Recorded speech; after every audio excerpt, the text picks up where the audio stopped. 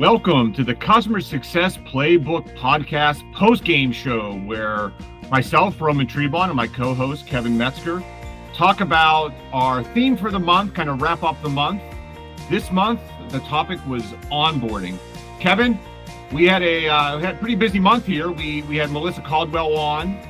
She was a tremendous guest. We had an article where we did our best attempt to try to tie a wedding to the onboarding experience. I know we did a pregame show at the beginning. What's your takeaways, Kev, after we wrapped up this onboarding month? Yeah, so onboarding is one of those areas that it's critical to the success of a business. It's critical to the success of the customer, and being detailed about how you plan out your onboarding and helping customers understand how they're going to achieve their value and get to that first value is just a critical part of the path. I really liked your concept of the analogy with the wedding, and it's a very interesting similar path, right? You go through your sales process, you get all of the dating out of the way. Everybody's on their best behavior. Everybody's everybody's thinking about the future, right up to the point you get engaged, and then how you got to go through that the process of planning a wedding. There's a lot of details that go into that, and a lot of change management that occurs during that process. Making sure you get the in-laws on board, making sure and get everybody talking to each other. So. I thought it was a great analogy. So kudos for coming up with that one. I should say, Kevin, I think maybe selfishly I was trying to sell that donut wall that I referenced at the beginning. So if you know anyone or any of our listeners need an 8-foot donut wall, you know how to find me. So I'm still hoping, I'm holding out hope maybe that someone reads that article. It's like, hey, I'm in need of a donut wall. But yeah, so what are your thoughts? I love, onboarding, Kev. I'm at the organization I'm in now. We have onboarding as part of my team's responsibilities, and it's probably the first time I've been this close into the onboarding. I've been on the other side as a client onboarding, and now with my team, and a big part of our focus is bringing on new clients. So I'm like, selfishly, I love the topic for this month because talking to you and talking to Melissa. There's already so many ideas I have in my notebook of things that we need to do and try. But I think Melissa, what I liked about having her on, and she's done it, and some of the change she's made at Flux, right? Flux. Yeah, Flux. has been great. I just love that sort of the level, the expectations up front, making sure that everyone's on the same page of, what is expected of the client, the rules and responsibilities, the time commitment, what is needed and when, and then from the team that's onboarding, what should the client expect from that team as well. I think I was thinking back at some of my onboarding experience as a customer that didn't go so well, Kevin. I think that was one of the pieces that, we went from that happy, like, hey, we bought something, and then it was kind of like, where do we go next? And there was, it was like a lot of fuzziness. We weren't very clear. And then just like with a lot of parts of business, right? If that momentum's not sustained, you start to lose focus, right? Other things come up. It's like, yeah, we were super excited about that shiny bell, but we're 4 months in, we haven't made a lot of traction, and we start to, and then by the time you do get it in, I feel like you've kind of lost a lot of the momentum, right? And I know Melissa talked about that, and I've experienced that. She also talked about those packages. I know she has like kind of 4 different packages or groupings for her onboarding team. I love that. It's not just a one size fits all approach, but how do you get the right client to the right kind of onboarding experience? And it's one of those things where you almost wish you had another hour with her to kind of double click into that and learn more. But no, I enjoyed that conversation a lot. I learned a lot, and excited for Kev. We have a special bonus, an onboarding bonus coming out. You wanna hit on that a little bit? Yeah, no, I'm definitely excited about our onboarding bonus. Going to get with Donna Donna Weber, yeah. Weber, and um, Donna is really an onboarding specialist and has literally written the book on I was onboarding. going to say, how many people can say I've literally written the book on onboarding, right? I don't know anything, right? Yeah, I'm excited about that. I know you've already read it. I'm in the middle of it now. I've been working through it. I'm very interested to see. She lays out a nice step and process plan for onboarding. So I'm excited to kind of talk through that with her. I was thinking as you were talking, and I wasn't actually thinking about Donna's process, but as you're talking about going through the onboarding process, I think, a couple of things that just are worth highlighting. You always want to go through with the customer kind of what the requirements are up front and making sure that you're going to implement a requirements process for what the customer wants to do with your product and all that, so that you've got a common definition, and then you work through going to achieving those requirements. And building to meeting those needs. And I do think that aligns with some of what Donna's written as well. That's just from, I think it's different depending on the product.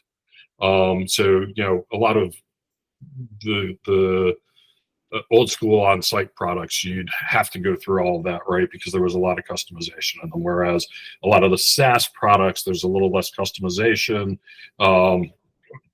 Depending on the type of product, but you still need to understand what it is you're trying to achieve and how you want to tune the product to work for your business. So going through that process and then working out a plan to build it, and then really the final piece of it, or I don't know, the final piece, but the kind of key piece is how do you drive adoption? What's the training you got to put in place, and what's the change management you got to put in place for those things to happen to make sure everybody's really moving towards hitting the goals that you set when you purchase the product. Yeah, it reminds me, I was, as you were speaking and as we were kind of went through the month, if you remember, we had Dave Ellen on.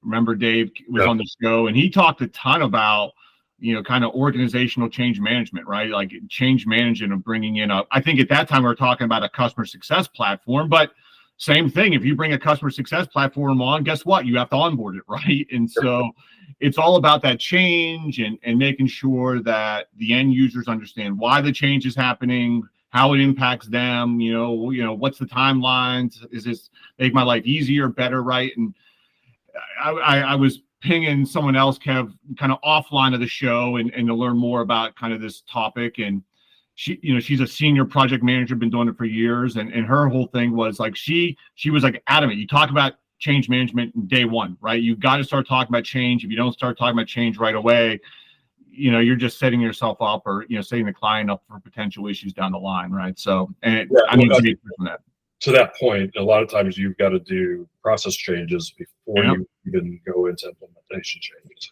So you start with, hey, let's make sure we've got all our processes in place that align to what we want to do. I mean, that's especially true when you're in something like a CSP, right? Yeah. You want to make sure your processes are there and they align properly before you go in to implement the automation parts of it. But that's true for so many products that, even in call centers, I imagine, right? A lot of what you do, right? You want to make sure that your call center processes are defined up front before you start implementing the software and the assistants and all those kind of things. So that's right. The software itself, we've talked about, it's not a silver bullet. You can't just throw that in, right? If you don't have your processes documented and down, and if they're not optimized, to throw in software is not gonna, it's not gonna fix, processes that aren't there or that are broken. So, especially if you're doing something wrong, right? You get to the wrong result quicker. That's one of the.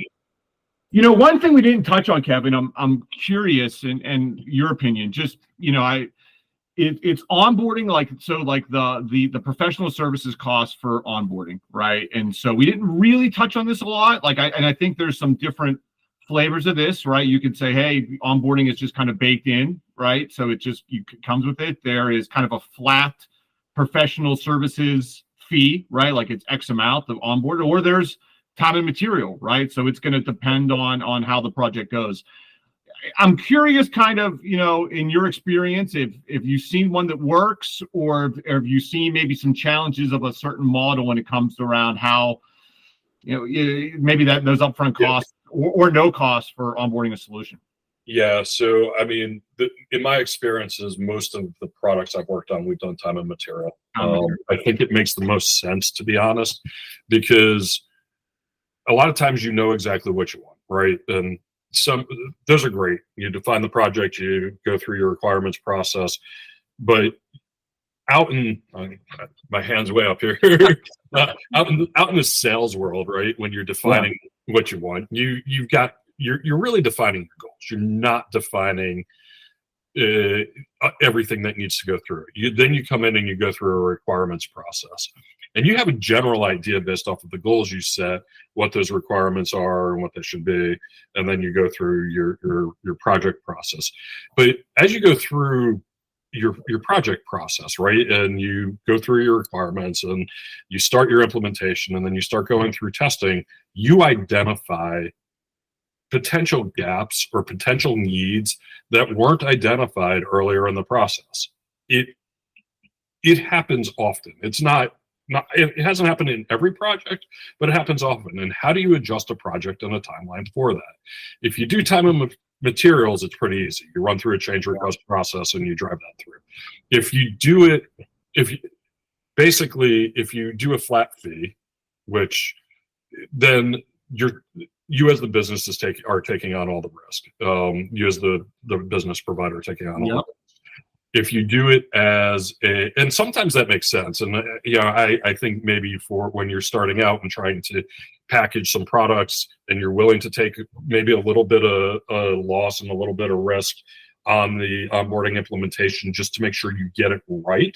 Yeah. As you're defining your process, that might make sense. Yeah. But once you've got a solid process in place, and you know your onboarding process, and you know how you're driving your projects, now you might have package levels that include a certain number of hours and all that. All of that makes sense. But realistically, your time and materials, generally, it's better for both businesses, because the other thing is sometimes you realize, hey, I actually really achieved what I want to with this product with just this much implemented. Yeah, exactly. This is where we need to stop. I don't want to go further, and I don't want to spend the additional money on further implementation, because I got my ROI, and that's what I paid for, is to get the ROI for this specific benefit. Now, generally, I would hope that if I have more to offer as a product, I could sell my customer on why, but that should be my responsibility. That's right. As the provider, it shouldn't be my customer's responsibility to pay for it just because. Yeah, and you don't need to bring it, for a lot of solutions, you don't have to do everything at once, right? Like start with a single use case, and then again, like if you get value out of it, let your team get used to it, and then there's always room to grow and adopt more and take on more. So yeah, I love this, Kev. We're getting to the end of the month here, and it's like a new topic within our topic, right? Like something we haven't even touched on until we wrap this up. So we need to note that so we can talk to Donna about that a little bit, see what she thinks. Yeah, I just put a note in my notebook, so I'm excited. If you see it, onboarding, I can't even see it. Whatever. Onboarding matters. Onboarding matters with how successful companies transform new customers into loyal champions. Kev, I'm super excited to have Dawn on. Big thanks to Melissa, who joined us earlier in the month. I think this is a topic, Kev, we'll probably revisit in time. Like you said earlier, it's such a key component of long-term success and loyalty, right? If you really fudge this up, you're making your life a lot harder moving forward. So any last thoughts here, Kev? Well, next month we go into talking KPIs and various business metrics. I wonder, will we talk about any that are related to onboarding? Yeah, exactly. I'm excited for KPIs. So key performance indicators for you listeners that are keeping track at home. Yeah, Kev, there's probably about 1,000 different directions we can go with KPIs. So I am interested to dig into that. I know we won't tease our March guest, but I know we got a great guest lined up. Excited to have that person on the show.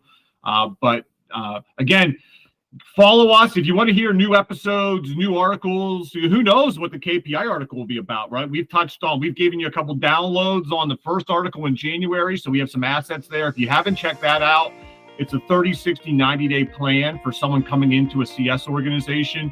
There's assets in there. Download them. They're great. You can actually check off, like as you're learning the business, learning your customers. Hopefully it's a helpful resource. That's available. Like I said, we did the one on wedding bells, KPIs. Who knows? Baseball starting. Who knows? We may start. Who knows? We'll go all over the place with. You never know what's coming next. But if you want to make sure you never miss anything, follow the Customer Success Playbook page on LinkedIn. Check out our website at customersuccessplaybook.ai. Follow Kevin on LinkedIn at Kevin Metzger. Follow myself at Roman Trebon.